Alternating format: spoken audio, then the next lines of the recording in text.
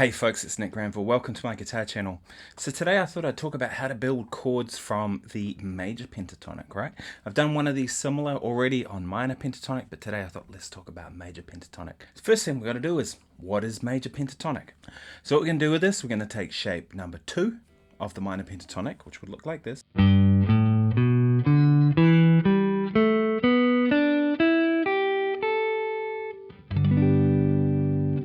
That shape, and that's going to now be shape number 1, right? Because that's our starting point, starting from the root note. I'm going to kind of run over these quickly because you can slow it down in YouTube, of course, and you can rewind and go back over stuff. And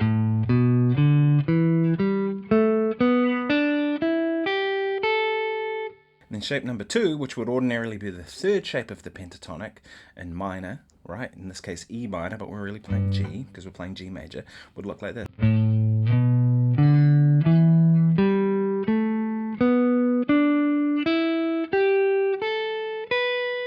Same set of notes, but we now start from A. And then the third shape.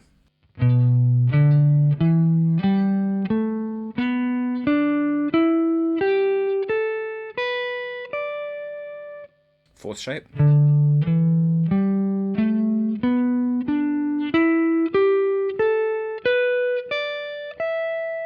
the fifth shape.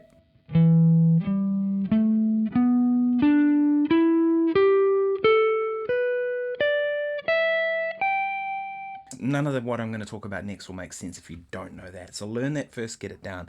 But what we're going to talk about today is like how to build chords from those. So if we think about, let's take a G note here, for example, on the D string, 5th fret. If we take that G note, we could build a chord that looks like this. It would just be a straight G triad, G, B, D. Pretty simple, right? But I could also go G, A, D, because there is an A note in the scale as well. Now I have an alternative. So I have two options for chords to play that start there. But I could also change this note to be that note. So now I have... But I could also... So there's really 4 chords that are all built off that scale in that position. G major, G sus2, G major 6, and then, I don't know what you'd call this, but G9 and 6. Bunch of different ways you could look at that, but those are the 4 that are going to be built from here. Now I could probably get to this, but I wouldn't really consider that a chord because it's a power chord, it's moving me out of position. But I'm just going to try and find the ones that all sit there. So if I move up to the next note in the scale, you might be tempted to go and play A minor, but there's no C note in G major pentatonic, is there? Now you could by all means use that, but let's try and stick to the scale for now, right? A, B, E. It's A sus2. Or A sus4, or the third one, although that's kind of moving into another position, right? So that's kind of like an A7 sus4, something like that.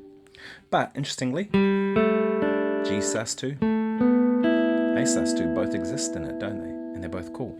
If we move up to our next note, would be B. We would have this, right, which is just a G triad, but with the third in the bass, so we'd call that a first inversion. But we could also go. So there's one chord, there's another, and here's another. Right, with the, and if you really want to be dangerous, to the third, that's kind of a big stretch, but. So now what we have is. And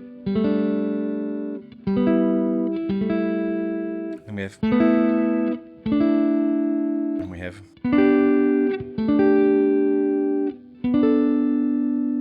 And of course, E note. All pretty cool, right? And again, you might be tempted to go, but there's no F sharp in G major pentatonic, right? So.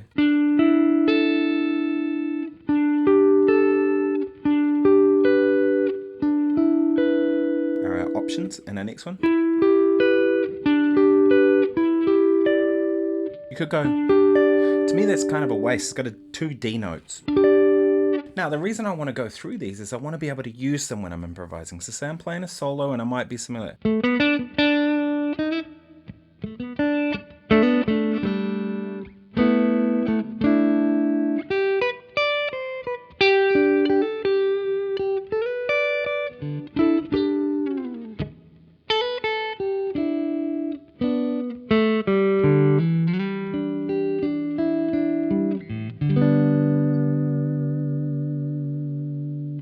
can see I'm sort of grabbing these little chordal moments, I'm playing some improvised lines, it's kind of a mix of stuff, isn't it? To me, that's a very musical way of playing, right? To me, I always find it funny when people say, do you play lead or do you play rhythm guitar? It's like, I just play guitar. So when I'm playing solos, I might play chords in amongst my solos too. So not necessarily how R&B players would do it, you know.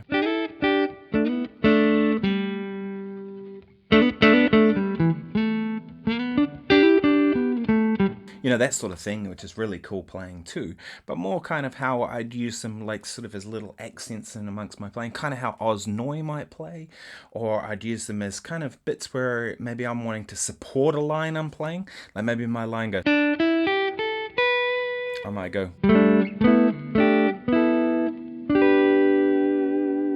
just as a means to colour those notes. And I think that's kind of a cool way of playing, and definitely something I do a lot of.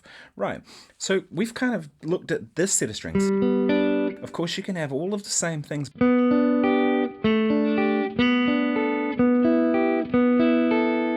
right. And then the next one. Like, that's a cool voicing.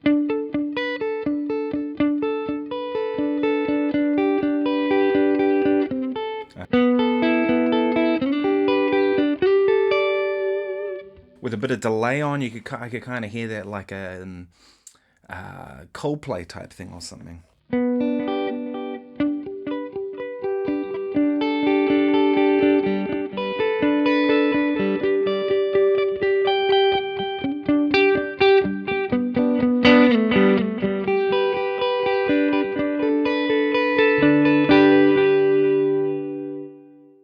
And the thing with these things is the reason you want to explore this and know this is you want to get these scales and things down on a deeper level. The deeper you know them, the more musical you're going to be able to create with them. It's not like I'm learning these chords to use them as playing rhythm guitar stuff. I'm using them learning them to get to know the scale and the materials so that I can use them to play rhythm guitar or solos or a combination of the two. Or really, I want to have the freedom to play anything I want when I want. It's always everyone's goal, right? I hope it is. Hey, look, if you found this useful, please like and subscribe. I post twice a week, usually a weeknight video and a weekend video, and I do a live stream every week. I occasionally post stuff about gigs and stuff.